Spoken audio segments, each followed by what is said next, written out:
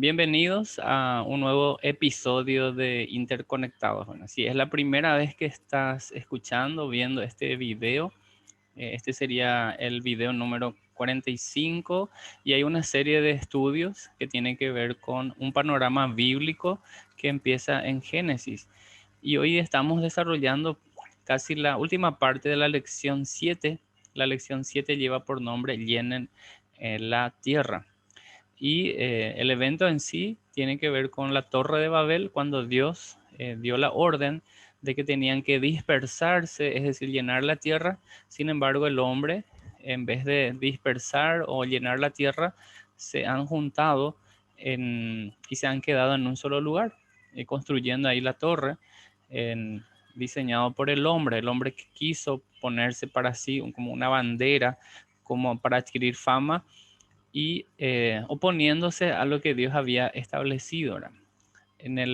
La lección anterior hemos desarrollado entonces los motivos por los cuales hicieron la torre y también esa diversidad tribal, en el sentido de que había muchas lenguas y eso permitió que las personas realmente puedan ir o agruparse de acuerdo al idioma y tomaron, vamos a decir, posesión en un lugar específico, ¿verdad? Y empezaron ellos a poblar también la tierra. Y habíamos quedado con esta pregunta: ¿qué piensa Satanás acerca de esa diversidad tribal? ¿Verdad? Recordemos que Dios confundió la lengua de ellos y hubo una diversidad de lenguas. Entonces, la pregunta es: ¿qué será que piensa Satanás acerca de esto? Y bueno, evidentemente a él no le gustó, ¿verdad? No le gusta esa diversidad tribal en absoluto. ¿Y por qué? Porque él sería más fácil controlar el mundo entero si hubiera menos grupo de personas a los que debe manipular, ¿verdad? Él quiere evitar en todo lugar que la gente busque y encuentre a Dios. No quiere que la gente se reconcilie con Dios. La Biblia llama a Satanás el Dios de este mundo, ¿verdad? El Dios de este mundo, entre comillas y por supuesto con minúscula. Segunda de Corintios 4:4 menciona lo siguiente: Satanás, quien es el Dios de este mundo, ha cegado la mente de los que no creen. En la versión Reina Valera 1960 dice: el Dios de este siglo ha cegado la mente de ellos, ¿verdad? Y son incapaces de ver la gloriosa luz de la buena noticia, ¿verdad? Que ha cegado el entendimiento para que no les resplandezca la luz del Evangelio, ¿verdad? ¿Y qué es el Evangelio? La buena noticia de que Jesús vino a este mundo, que Él pagó el precio por nuestros pecados y a través de su persona podemos tener ese perdón, ¿verdad? Podemos tener esa relación con Dios. Entonces no entienden este mensaje acerca de la gloria de Cristo, quien es la imagen exacta de Dios. Entonces la Biblia nos muestra que Satanás ha cegado el entendimiento, la mente de los que no creen, ¿verdad? Porque él no desea que las personas eh, conozcan a Cristo, ¿verdad? Porque cuando uno conoce a Cristo, Cristo es la verdad y la verdad nos hace libres. Y al estar libres, al conocer a Cristo, ya no estamos esclavos al pecado, no estamos esclavos a este mundo, no estamos esclavos a Satanás. Veamos qué es lo que nos menciona en cuanto a esto. Dice: Satanás quiere mantener a la humanidad lo más ciega posible. O sea, mientras menos busque a Dios, es lo que él desea, ¿verdad? El primer intento de Satanás de dominar todo el mundo con solo controlar a un hombre fue con Nimrod en Babilonia. Bueno, esto ya lo habíamos estudiado anteriormente. Nimrod, quien fuera el diseñador acerca de lo que se construyó ahí en Babel. Bueno, la historia registra muchos otros intentos de dominar el mundo entero perpetrados por un solo hombre. Podemos citar, por ejemplo, Antíoco Epífanes, un gobernador griego que reinó del 175 al 164 antes de Cristo. En los últimos días, en el tiempo de la tribulación, Dios eliminará esta restricción de la diversidad tribal para mostrar lo mucho y lo rápido que puede expandirse el mal. Dios permitirá a Satanás triunfar finalmente y tener un gobernante y un gobierno mundial. Este gobernante será el anticristo. Y antes de mencionar lo que dice Apocalipsis capítulo 13, verso 7, recordemos que el plan de Dios siempre fue el bien, ¿verdad? El mal se introdujo ya con Satanás, ¿verdad?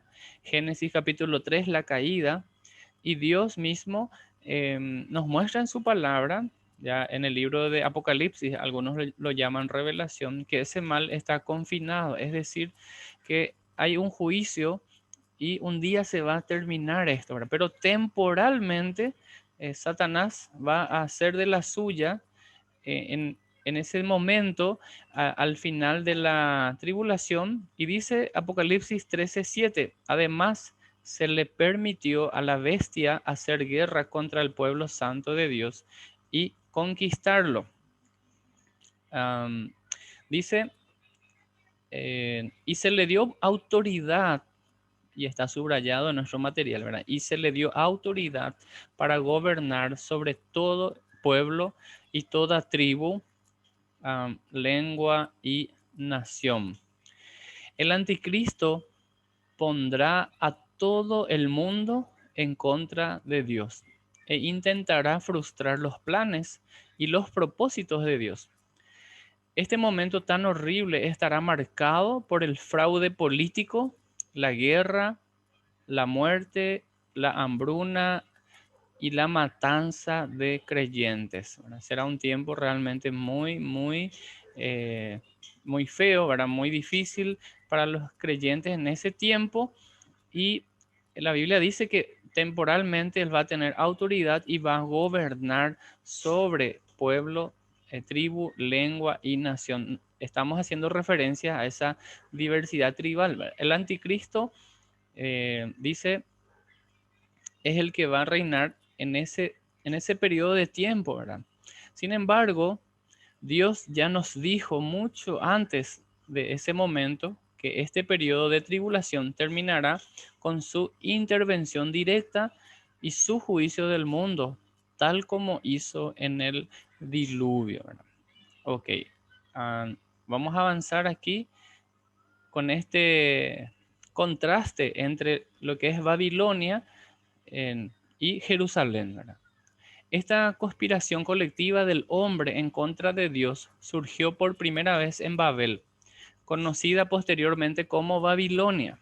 Los nombres Babel y Babilonia aparecen más de 300 veces en la Biblia, donde es el segundo lugar más mencionado. Siempre que veamos el nombre de Babilonia, tenemos que saber que Dios se refiere al sistema del mundo malvado, al sistema del mundo malvado, influenciado por el enemigo. En cierto sentido, podemos llamar a Babilonia la ciudad del hombre, la ciudad del hombre que se aparta de Dios, la ciudad del hombre que le ha dado la espalda a Dios, o el reino del hombre, y se refiere al sistema del mundo, entonces malvado, eh, o sea, influenciado por el enemigo, dirigido por el hombre, ¿verdad? Y aquí tenemos este cuadro como marcando un poco la diferencia o versus, un contraste. Babilonia, sistema del mundo malo o reino del hombre. Por otro lado tenemos al Jerusalén, los caminos justos de Dios, y es el reino de Dios, ¿verdad? Menciona aquí en contraste, Jerusalén se conoce como la ciudad de Dios o el reino de Dios. Jerusalén se menciona más de 1000 veces en la Biblia. En las Sagradas Escrituras veremos una batalla entre Babilonia y Jerusalén, entre el reino del hombre y el reino de Dios, entre el mal y el bien. Entonces, al leer la Biblia siempre encontramos mayormente personas que se oponen a Dios. O sea, muy pocas referencias también encontramos hombres que amaron a Dios, que obedecieron a Dios y que siguieron los pasos que Dios había establecido, pero siempre vemos también en contraste personas que han dado la espalda, que han rechazado, tanto en el Antiguo como en el Nuevo Testamento, ¿verdad? Entonces siempre hay un reino en donde quiere, o sea, sacar todo lo que es de Dios, y medio que suena familiar esto, ¿verdad? Se quita la Biblia de las escuelas, ¿verdad? Que no se hable de Dios. eh, y siempre se ha intentado eso, como que sacar fuera, ¿verdad? Eh, Hace poco aquí en nuestro país se le dio mucho espacio a una psicóloga que mencionó que, diciendo que las iglesias o la religión no debería meterse tanto en la educación porque lo que hace es causar más daño. Bueno, y fíjense que la tendencia es como que apartar, sacar, quitar. Entonces se establece un reino del hombre, bueno, sacando fuera al mismo Dios, ¿verdad? Y cuando digo Dios me refiero al Dios de la Biblia, ¿verdad? Al Dios creador, a ese Dios soberano. Y si uno lee la Biblia encuentra que realmente Él es un Dios que ama el orden, ¿sí? Es un Dios que ama a las personas y ha establecido la manera en que deben vivir y la manera en que deben tratar a los demás. Ok, haciendo un resumen acerca de las instituciones divinas, quisiera mencionar lo siguiente. Por un lado tenemos el dominio responsable, el matrimonio, la familia que crean la sociedad, y por otro lado ya hemos estudiado esto anteriormente, el gobierno civil, y hace poco en las lecciones anteriores la diversidad tribal. Y en resumen, estas 5 instituciones fueron creadas por Dios para toda la humanidad, tanto la creyente como la no creyente, y todas provienen de Él, el Dios creador del mundo. Las instituciones previas a la caída del dominio responsable, el matrimonio y la familia, crean la sociedad, ¿verdad? Las instituciones posteriores a la caída y del diluvio del gobierno civil y la diversidad tribal restringen a la sociedad. ¿Existen con qué propósito? Para limitar el mal en un mundo caído, en un mundo quebrantado. ¿Sí? Y para ir, vamos a decir, dándole un cierre o a lo que es la lección número 7, vamos a mencionar en resumen acerca del antecedente que tiene que ver con el hombre. Los antecedentes o el historial del hombre hasta este momento no son tan buenos, ¿verdad? No son tan alentadores. Siempre va de fracaso en fracaso, ¿verdad? El hombre fracasa constantemente al seguir la palabra de Dios, y en cambio continúa rebelándose contra el Dios creador. La primera pareja, inocentes, ¿verdad? Dios creó a Adán y Eva siendo inocentes. Ellos tenían las mejores probabilidades de seguir siendo perfectos para siempre. Solo tenían que obedecer una regla.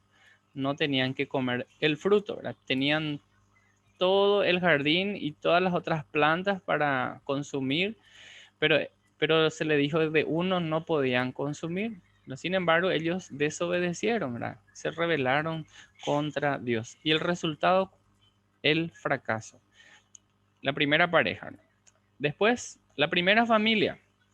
La primera familia se le dio la institución divina, ¿verdad? De la familia se le dijo que viviera en armonía. En cambio, lo que sucedió fue que Caín asesinó a su hermano Abel. Fíjense que Dios es un Dios intencional, es un Dios que cuando diseña algo, lo diseña con un propósito, ¿verdad? Él le ha diseñado al hombre para que sea responsable, ¿verdad? Ha diseñado la familia para que haya armonía, relacionamiento. Sin embargo, el hombre nuevamente ha fracasado en esa relación, ¿verdad? Las primeras generaciones en vez de aprender del error de Adán y Eva y también de Caín, ¿verdad? El hombre se hizo más malo, ¿verdad? Malvado, hasta que Dios lo juzgó y lo eliminó de la faz de la tierra con el diluvio universal. Entonces vemos también otro resultado, eh, otro resultado en donde vemos el fracaso del hombre. Las personas del nuevo mundo, o sea, posterior ya al diluvio, Dios reinició la raza humana con el justo Noé y su familia. Eran 8 quienes han sobrevivido al diluvio. Todos ellos creían en él, creían en Dios. Puede que con la guía de Noé, esta familia confió en la provisión de Dios, de la salvación, y se hizo, vamos a decir, amigo de Dios. Desafortunadamente, seguía habiendo maldad. ¿En dónde? En el corazón del hombre, ¿verdad? Sus descendientes eligieron rebelarse contra Dios, desobedeciendo las indicaciones, ¿verdad? Em, Rechazando a Dios. Así que Jehová desbarató sus planes y los dispersó e introdujo muchos idiomas nuevos y la diversidad tribal para frenar la expansión del mal, ¿verdad? Entonces el resultado nuevamente aquí del hombre posterior al diluvio, nuevamente el fracaso, ¿verdad? Ahora, la solución, dice, Dios desbarató la historia. No hay reinicio ni nuevo comienzo que solucione el problema de la maldad en el hombre. Las personas no pueden deshacerse del mal que hay en sus corazones. Tiene que ser algo que venga de afuera de la humanidad para solucionar este inconveniente. ¿Y cuál es el inconveniente? El problema es el pecado. El del pecado, de la maldad del hombre, que el hombre mismo no puede solucionar. Por lo tanto, debe ser algo externo a lo que es el hombre, ¿verdad? Y solamente Dios puede solucionar. Solamente Dios puede dar esa solución al hombre, ¿verdad?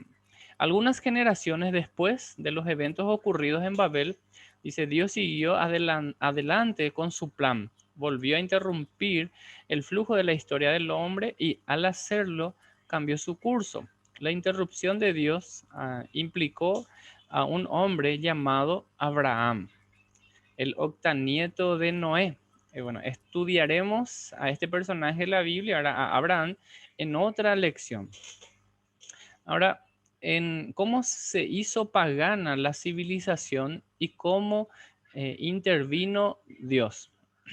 Fíjense aquí en la ilustración. Noé y su familia, todos creyentes en Dios, ¿verdad? Creyentes en Jehová. La mayoría de la gente se rebeló contra Dios y rechazó su historia y su verdad. El reino pagano del hombre, basado en obras, el hombre pensó que se salvaría a través de sus propias ideas, con sus propios esfuerzos. Sin embargo, Dios intervino para preservar su historia y su verdad, llamando a Abraham, ¿verdad? Y aquí vemos el reino de Dios, basado en gracia. Dios salvaría al hombre. Muy bien, vamos a ver si continuamos un poquito más. Ahí está. A través de Noé, Sem, Cam, Jafet y sus esposas, todas las naciones del mundo sabían acerca de Jehová. Todos los grupos de personas tenían historias que procedían de la historia común de la humanidad. Algunos grupos de personas eligieron distorsionar esta historia común, olvidándola, ¿verdad? Inventarse sus propias historias y o tergiversar la verdad. Otros eligieron creer, ¿verdad? ¿Cuál es nuestra respuesta a la historia y a la verdad de Dios? Cuando nosotros empezamos la lección 1, conociendo las instituciones divinas, cuando estudiamos la lección 2, vimos la cosmovisión pagana, y estas dos posturas siempre van chocando una contra la otra. En cada lección vemos desde el punto de vista de lo que la Biblia nos enseña y también del punto de vista que las personas que no creen en la Biblia siempre van chocando entre sí. Entonces, esta pregunta, a modo ya de reflexionar y terminar esta parte de nuestro video, nos hace pensar y nos pregunta, ¿verdad? ¿Cuál es nuestra respuesta? O sea, ¿cuál es tu decisión? ¿Crees o no? Y si vos crees, entonces eh, tu conducta define eso, o sea, cómo estás viviendo ahora determina realmente lo que vos estás creyendo, ¿verdad? Ahora, si yo no creyera en Dios y si dijera, esto es todo un mito, todo un cuento, un invento, no, no hay Dios, no hay muerte, no hay vida, no hay infierno, todo es invento, solo un invento, entonces, ¿cómo sería mi vida, verdad? Sin importarme lo que es la justicia, sin importarme lo que es mi semejante, ¿verdad? Sin embargo, encontramos en la Biblia que Dios tiene un propósito y dice el propósito de Dios es animar a todas las personas a que vengan a conocerlo. Sigamos buscando a Dios, conociendo el bien, ¿verdad? Su palabra revela nuestra historia y sus propósitos y nos ayuda a confiar en Él para nuestra salvación. Luego, a vivir una vida que sea significativa y agradable para Dios. Este título que vemos a continuación, voy a leer y eso lo vamos a desarrollar en nuestro próximo encuentro. Dice así, si todo el mundo sabía acerca de Jehová, pero el evento de Babel los dispersó en naciones por toda la tierra. Dice, ¿acaso no sabría una antigua civilización como la China acerca del Dios creador de la Biblia? Les invito a participar en nuestro próximo episodio de Interconectados y vamos a conocer un poquitito qué tiene que ver aquí la cultura china, ¿verdad? Que por más de 4.000 años, ¿será que hay algo en su historia, en su cultura, en su idioma que tenga relación con los eventos bíblicos? Bueno, entonces no nos perdamos el próximo Interconectados. Así que de mi parte les agradezco mucho a los que están conectados, a los que siguen, a los que están de repente siempre haciendo algunas preguntas. Estamos aprendiendo juntos y el deseo, el propósito es de este material que estemos preparados para responder de una forma correcta, bíblica, y sin olvidar que es Dios quien hace la obra, ¿verdad? Y que nuestra intención siempre sea glorificarle y que cuando tengamos oportunidad de defender la fe, lo hagamos siempre con humildad, con sencillez de corazón. Así que muchas gracias, que Dios les bendiga y hasta un próximo encuentro.